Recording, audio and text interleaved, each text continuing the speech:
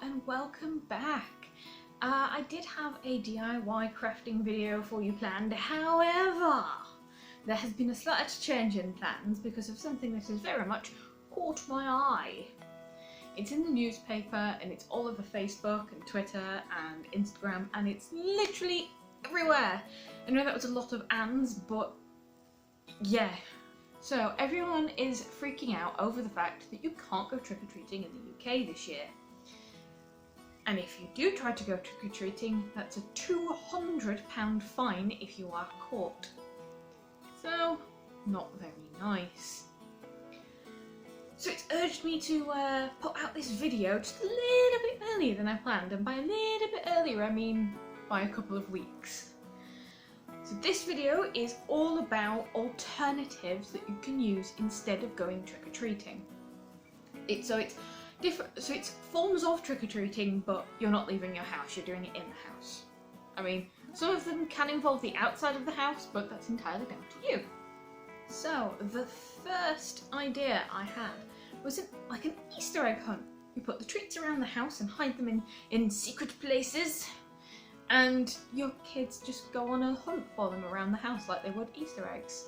You could also replace the sweets with icons or objects and stuff that they have to find, and then once they've found the objects you could give them sweets instead. But it's sort of like around that sort of Easter egg thing that you could use. The second idea I had was a treasure hunt, so similar to an Easter egg hunt, however, instead of placing objects or sweets around the house, what you do is you come up with little puzzles and riddles for them to solve, and sort of like you hand them their first one and then they have to go to the second one, and there's a riddle and there might be a little treat there for them for solving it, but eventually they go along and find like a treasure chest or something that they can open, and in there is their sweets, it's their treasure, it's their gold, you know, that sort of thing. Now the third idea I had, I was going to do it in a separate video and explain all about it in a separate video, but I think it's apt and very useful for this actually. So it's an American thing that they've done for the past 10 years, I've done my research into this, and it's called booing. Now what a boo is it's a gift of goodwill. So you will put together a treat bag. It could be sweets, it could be chocolates, it could be pens, paper, just all Halloween spooky themed. It could include decorations, it could be a box, it could be a bag, it could be a cauldron, it could be a bat, I don't know. Just you put it in something, and then the things in it are all Halloween themed, and then you can choose to leave a note with it. You never say who you are that's booed the person. You leave it on sort of like their front doorstep, and you knock on the door and then run away so they can't see you, or you just leave it somewhere for them to find later if they're not in. What they do in the US is once they have been booed, they put like a ghost on the front of their door or in their window for someone to see that they have been booed, and then they pass on the gesture of goodwill of booing someone else. So it's all just niceties. So I thought you could adapt this idea of booing and implement it into doing it to your children, you know, like leaving it outside their bedroom door, or you know, when they come home from, I mean it's a Saturday so they wouldn't come from school, but you could go out on a lovely Halloween walk around a park or something, and when they come home they find the boo. And my fourth and final one is something that my partner ingeniously came up with.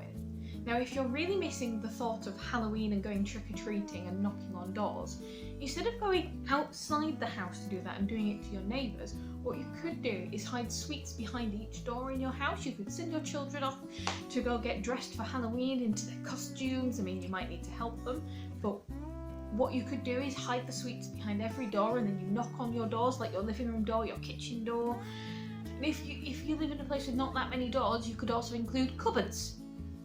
So instead of knocking on your kitchen door, you leave the kitchen door and your kitchen is a street, and behind sort of like under the sink there's like a chocolate or something, or in with all the plates there's some, you know, a little bag of something, I don't know. It was just a couple of ideas Thank you so much for watching. I hope I have inspired you to get creative and not just deny Halloween is happening again this year just because you can't go trick-or-treating. I hope that there is some ideas that you could use for this that I have given you. I mean, if one of these ideas has inspired you to do something else, I'd love to hear about it. All my details are in the description box below, so never feel shy to email me, message me, do whatever. Leave a comment. Wonderful things can come of this. Please share this video. It would mean so much to me if you would. Mainly because I don't like the concept of things being cancelled. Things being cancelled like Halloween just because, you know, you can't go trick-or-treating, just because you can't go out and get drunk. You know, because, you know, I've not seen my family properly in months. And I mean, I don't think I've seen my grandparents since Christmas last year. And, you know, I'm in as much as upset as anybody else, but just because I can't go see them doesn't mean the world should end. You know, you carry on your daily life and you do the best you can do. It's unfair, I completely agree, but, you know, little bits of happiness like Halloween, you know, just live for it, live in the moment. Do what you can with what you've got. Make the best of any situation is what I live by. So until next time, thank you guys. Bye.